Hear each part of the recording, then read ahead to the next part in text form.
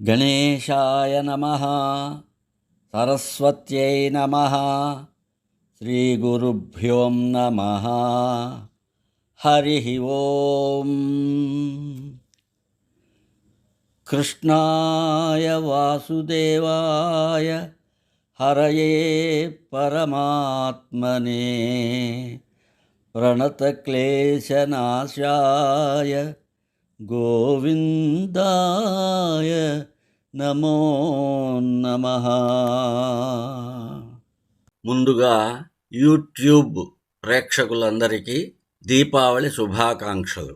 ప్రపంచవ్యాప్తముగా ఉన్న భారతీయులందరూ దీపావళి పండుగని చాలా ఉత్సాహంగా ఆనందంగా జరుపుకుంటారు.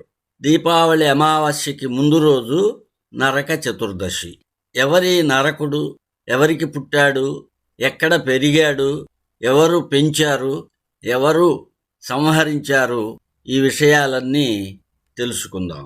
నరకుని చరిత్ర తెలుసుకునేందుకు కాళికా పురాణం, భాగవత మహాపురాణం, మహాభారతం, హరివంశ పురాణాలు ఆధారం. వీటిలో నరకుని యొక్క చరిత్ర చాలా విపులముగా వర్ణించబడింది. ఆ నరకుని చరిత్రని ఇప్పుడు మనం తెలుసుకుందాం. సనకసనందనాదులు శ్రీ మహావిష్ణువు యొక్క పార్షదులైన జయ విజయులకు శాపం ఇచ్చారు. ఆ శాప ప్రభావం వల్ల వారు మొదట జన్మలో హిరణ్యాక్షుడు, హిరణ్యకశిపుడు అనే రాక్షసులుగా జన్మించారు. హిరణ్యాక్షుడు భూమిని చాపలాగా చుట్టి సముద్రంలో దాచిపెట్టాడు. భూలోకవాసులందరూ గగ్గోలు పెట్టారు, కష్టాల పాలయ్యారు. దేవతలందరూ మహావిష్ణువు దగ్గరికి వెళ్ళి ప్రార్థించారు.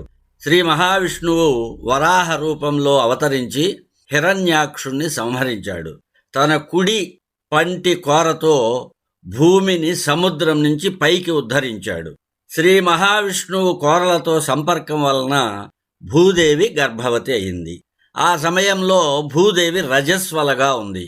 ఈమెకు మహావీరుడు పుడతాడు, లోక కంటకుడవుతాడు అని గ్రహించి బ్రహ్మాది దేవతలు తమ దైవశక్తుల చేత ఆ గర్భాన్ని బంధించి ప్రసవించకుండా చేశారు.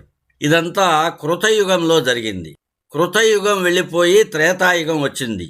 అప్పటికి భూదేవి ప్రసవం జరగలేదు. భూదేవి గర్భాన్ని భరించలేకపోతోంది. మహావిష్ణువు సన్నిధికి వెళ్ళి స్తుతించింది.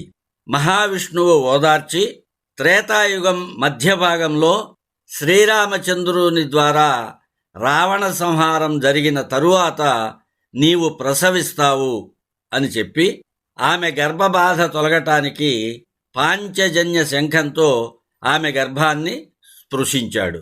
దాంతో గర్భవతిగానే ఉంది గాని గర్భబాధ పోయింది. జనక మహారాజు తనకు పుత్ర సంతానం కలగలేదని విచారంలో ఉన్నాడు. సంతానం కోసం యజ్ఞం చేయటానికి భూమిని దున్నుతుండగా సీతాదేవి లభించింది. ఆ సందర్భంలో భూదేవి ప్రత్యక్షమై ఈమె ద్వారా భూభారం తొలగుతుంది, రావణాసురుడు సంహరింపబడుతాడు, తరువాత నాకు ప్రసవం జరిగి ఒక పుత్రుడు జన్మిస్తాడు, ఆ పుత్రుణ్ణి నీకు ఇస్తాను, ఆ పిల్లవాణ్ణి సద్బుద్ధులు కలిగేటట్లుగా, మనుష్య భావములు కలిగేటట్లుగా పెంచమని, 16 సంవత్సరములు వచ్చిన తరువాత ఆ పిల్లవాణ్ణి మరలా నేను తీసుకువెళతానని జనకునితో చెప్పింది. రావణవధ జరిగింది. రావణవధ జరిగిన తర్వాత భూదేవి జనక మహారాజు సంతానం కోసం యజ్ఞం చేసిన ప్రదేశానికి వెళ్ళింది. ప్రసవించటానికి ముందు భూదేవి మహావిష్ణువును స్మరించింది. మహావిష్ణువు ప్రత్యక్షమయ్యాడు. ఈ పిల్లవాడు మనుష్య భావములతో చిరకాలము సుఖంగా ఉంటాడు, మనుష్య భావాలను త్యజించి అసుర భావాలు ప్రవేశించినప్పుడు ఇతనికి మరణము సమీపిస్తుంది. 16 సంవత్సరముల వయసులో ధనరత్న గజ ఐశ్వర్య రథ సమూహములతో సమృద్ధమైన రాజ్యలక్ష్మిని పొందుతాడు అని చెప్పి మహావిష్ణువు అదృశ్యమయ్యాడు. ఆ యజ్ఞ ప్రదేశంలో భూదేవి పుత్రుణ్ణి ప్రసవించింది. అది రాత్రి సమయం. ఆ పుట్టిన పిల్లవాడు ఏడుస్తూ అక్కడ నుండి దొర్లుకుంటూ పాకుకుంటూ చాలా దూరం వెళ్ళిపోయాడు. భూదేవి జనక మహారాజునకు దర్శనమిచ్చి జరిగిన విషయాన్ని చెప్పి అదృశ్యురాలైంది. ఆ అర్ధరాత్రి సమయంలో జనకుడు ఆ యజ్ఞ ప్రదేశానికి వెళ్ళాడు. అక్కడ పిల్లవాని కోసం చూడగా పిల్లవాడు కనబడలేదు. ఆ చుట్టుప్రక్కల ఉన్న ప్రదేశాలలో వెతకగా ఈ పిల్లవాడు ఒక మృత శరీరం పక్కన కనబడ్డాడు. సందిగ్ధ చిత్తంతోనే ఆ పిల్లవాడిని తీసుకుని జనక మహారాజు ఇంటికి వెళ్ళాడు. పిల్లవాడిని భార్యకిచ్చి నీ సంతానంలాగానే పెంచమన్నాడు. జరిగిన విషయాలేవీ చెప్పలేదు. తరువాత గౌతమ మహర్షి ద్వారా మనుష్య ఆచరణీయ సంస్కారములన్నీ చేయించాడు. నరస్య శీర్షే స్వశిరో నిధాయ స్థితవాన్ యతః తస్మాత్ తస్య మునిశ్రేష్టో నరకం నామ వై వ్యధాత్. మృత శరీరం పైన తన తలను ఉంచినవాడు కనుక నరక అని పేరు పెట్టాడు గౌతమ మహర్షి. పిల్లవాడు పెరిగి పెద్దవాడవుతున్నాడు. గౌతమ మహర్షి కుమారుడైన శతానందుని ద్వారా క్షత్రియోచితమైన మానవులు ఆచరింపదగిన కార్యములన్నిటినీ నేర్పించాడు. భూదేవి కూడా తన మాయ ద్వారా మానవ రూపం ధరించి జనకుని అంతఃపురంలో ప్రవేశించింది. జనకుని ఆదేశానుసారం కాత్యాయని రూపాన్ని ధరించి నరకునకు 16 సంవత్సరములు వచ్చేంత వరకు నీతి బోధలు చేస్తూ పెంచింది. నరకుడు శాస్త్రాలన్నీ నేర్చాడు. ధనుర్విద్యా పారంగతుడయ్యాడు. అజేయుడయ్యాడు. 16 సంవత్సరములు రాగానే భూదేవి జనకునితో ఇక నేను నరకుని తీసుకువెళతాను, నీవు దుఃఖించవద్దని చెప్పి నరకుని తీసుకువెళ్ళింది. అప్పటి వరకు జనకుడు జనకుని భార్యలే తన తల్లిదండ్రులని భావిస్తున్న నరకునికి తాను తల్లినని, మహావిష్ణువు తండ్రి అని తెలియచేసింది. మహావిష్ణువును స్మరించింది. మహావిష్ణువు ప్రత్యక్షమయ్యాడు. నరకుడు ఆ దివ్య తేజస్సును చూడలేక కన్నులు మూసుకున్నాడు. మహావిష్ణువు శంఖము యొక్క శీర్షముతో నరకుణ్ణి స్పృశించాడు. నరకునికి దివ్య నేత్రాలు ప్రాప్తించాయి. పరిపూర్ణమైన విశ్వాసంతో మహావిష్ణువుకు తల్లి అయిన భూదేవికి ప్రణామాలు చేశాడు. భూదేవిని నరకుణ్ణి తీసుకుని క్షణంలో మహావిష్ణువు ప్రాగ్జ్యోతిషపురంలో ప్రవేశించాడు.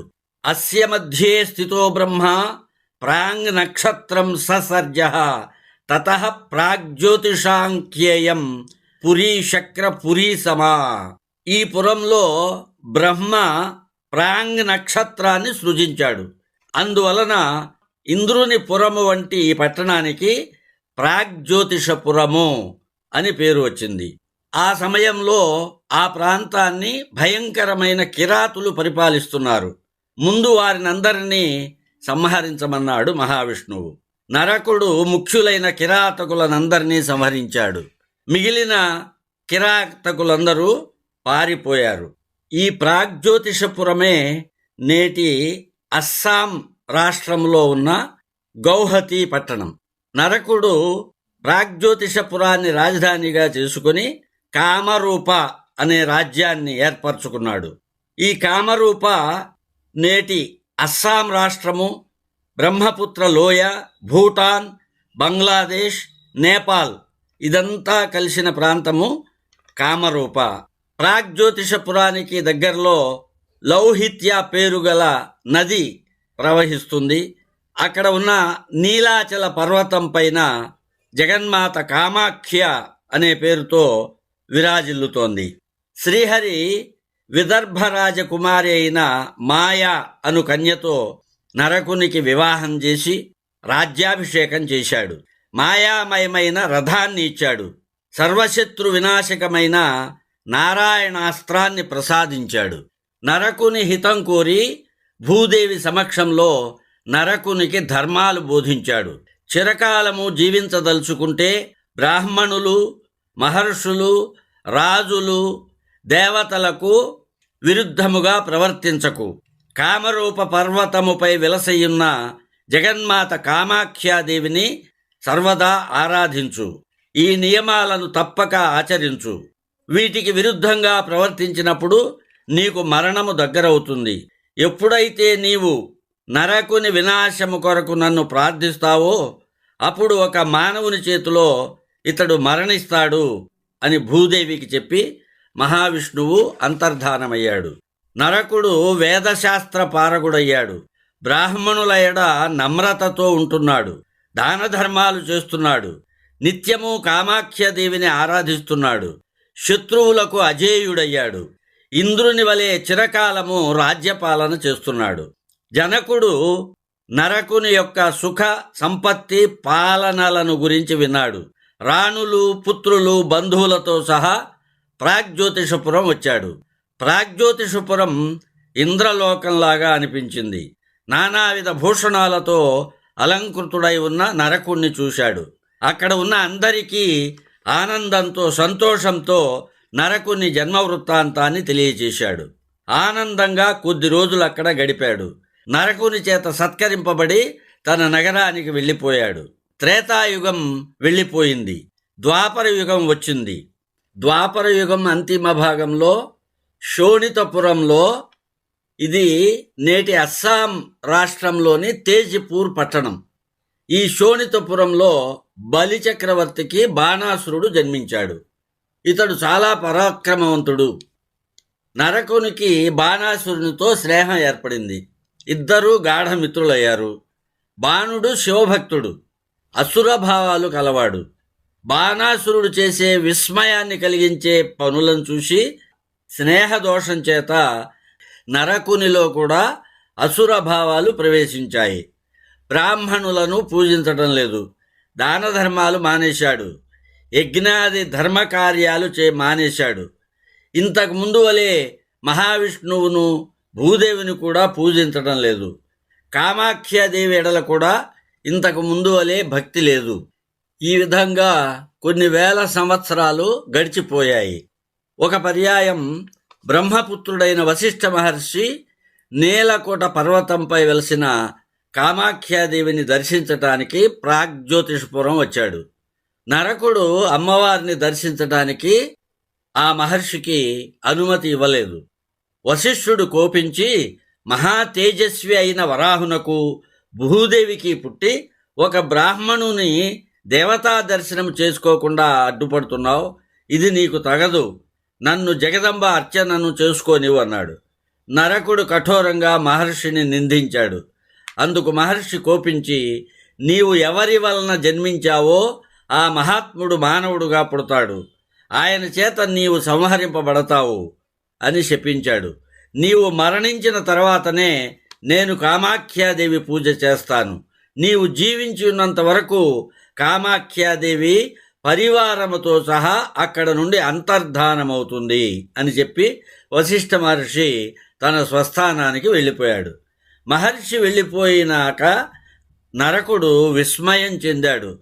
నీలకోట పర్వతంపైనున్న కామాఖ్య మందిరానికి వెళ్ళాడు. అక్కడ కామాఖ్యాదేవి పరివారము ఎవరూ కనబడలేదు. చాలా చింతించాడు. ఉదాసీనుడయ్యాడు. తల్లి వసుంధరను, తండ్రి జగత్కర్త అయిన నారాయణుని స్మరించాడు. నీతిహీనుడుగా మారిన నరకునకు భూదేవి, నారాయణుడు దర్శనమివ్వలేదు. దుఃఖంతో ఇంటికి చేరాడు. అతని నగరము శోభను కోల్పోయింది. కామాఖ్యాదేవి అంతర్ధానం చెందటంతో అక్కడి జనులు వేదపారాయణం మానేశారు. పుణ్యకార్యాలు చేయటం లేదు. అంతకు ముందు వలె దేవతలు, మానవులు, మహర్షులు ఎవ్వరూ నరకుని ఇంటికి వెళ్ళటం లేదు. ఎవ్వరూ యజ్ఞాలు చేయటం లేదు. అనేక విఘ్నాలు ఏర్పడుతున్నాయి. ప్రజలు మరణిస్తున్నారు. అక్కడ ప్రవహిస్తున్న లౌహిత్య నది కూడా ఎండిపోతోంది. రాజ్యములోని ఈ విపరీతాలను చూసి తనకు మరణం సమీపిస్తోందని గ్రహించాడు నరకుడు. చాలా చింతించాడు. తన మిత్రుడైన బాణాసురుని దగ్గరికి దూతను పంపాడు. దూత బాణాసురునికి అక్కడ జరిగిన విషయాలన్నీ తెలియచేశాడు. బాణాసురుడు వెంటనే నరకుని నివాసానికి వచ్చాడు. నరకుడు మరల వశిష్ఠుడిచ్చిన శాపం, అక్కడ జరిగిన విషయాలన్నీ చెప్పాడు. బాణాసురుడు నరకునికి విష్ణువుపై వ్యతిరేకత వచ్చేటట్లుగా బోధించాడు. విష్ణువు దేవతల పక్షపాతి. విష్ణువు నీకు తండ్రి అని ఎవరు చెప్పారు? నీ తండ్రి వరాహుడు. వరాహుడు ఇప్పుడు లేడు కదా, కనుక నీవు విష్ణువుని ఆరాధించకు, బ్రహ్మను గాని శివుని గాని ఆరాధించమని బోధించాడు. నరకుడు విష్ణువుని శివుణ్ణి కూడా ఆరాధించను, బ్రహ్మను ఆరాధిస్తానన్నాడు. బాణాసురుడు తన పట్టణానికి వెళ్ళిపోయాడు. నరకుడు బ్రహ్మను గూర్చి ఉగ్రమైన తపస్సు మొదలుపెట్టాడు. 100 సంవత్సరాలు ఘోర తపస్సు చేశాడు. బ్రహ్మ ప్రసన్నుడయి ప్రత్యక్షమయ్యాడు. వరం కోరుకోమన్నాడు. నరకుడు 5 వరాలు కోరాడు. మొదటిది, దేవ, అసుర, రాక్షసులు, దేవతలకు పుట్టిన ఎవరైనా గాని వారెవ్వరి చేత మరణము లేకుండానట్లు కోరాడు. రెండవ వరం, సూర్యచంద్రులు ఉన్నంత వరకు నా సంతాన పరంపర కొనసాగుతూ ఉండాలి. మూడవ వరం, తిలోత్తమ మొదలగు అప్సరసల అందము గుణము కల 16,000 మంది కన్యలు నాకు లభించాలి. 4వ వరం, నాకు అపజయం అనేది ఉండకూడదు. 5, ఎల్లప్పుడూ ఐశ్వర్య సంపన్నుడనై ఉండాలి. అయితే మాయామోహితుడై వశిష్ఠ మహర్షి ఇచ్చిన మునిశాపము జరగకుండేటట్లు మాత్రం అడగలేకపోయాడు. నరకుడు అడిగిన వరాలన్నిటికీ తథాస్తు అని పలికి బ్రహ్మ అంతర్ధానం చెందాడు. నరకుడు కూడా అత్యంత ఆనందంతో ఇంటికి చేరాడు. తరువాత తన నగరం పూర్వం వలె శోభాయమానమైంది. ప్రజలు ఆనందంతో ఉంటున్నారు, ఉత్సాహంగా ఉన్నారు. కాలక్రమంలో నరకునికి భగదత్తుడు, మహాశీర్షుడు, మదవంతుడు, సుమాలి అనే 4 పుత్రులు కలిగారు. బాణాసురుని సలహా ప్రకారం హయగ్రీవుడనే అసురుణ్ణి తన సేనాపతిగా నియమించుకున్నాడు. మురుడనే రాక్షసుడు, నిసుంద, సుందులనే రాక్షసులు, విరూపాక్షుడు ఇంకా అనేక మంది రాక్షసులు నరకుని దగ్గరకు చేరారు. మురుడు ఘోరమైన 60,000 క్షురాంతములు అను పేరు గల పాశములను ఆ నగరానికి రక్షకములుగా ఏర్పరిచాడు. పూర్వ మంత్రులను నిర్లక్ష్యం చేస్తూ అసురులతో గడపటంలో ఆనందాన్ని పొందుతున్నాడు నరకుడు. భూమిపైన అనేక మంది రాక్షసులు జన్మించారు. వాళ్ళు అనేక అకృత్యాలు చేస్తున్నారు. భూమికి భారం ఎక్కువైపోయింది.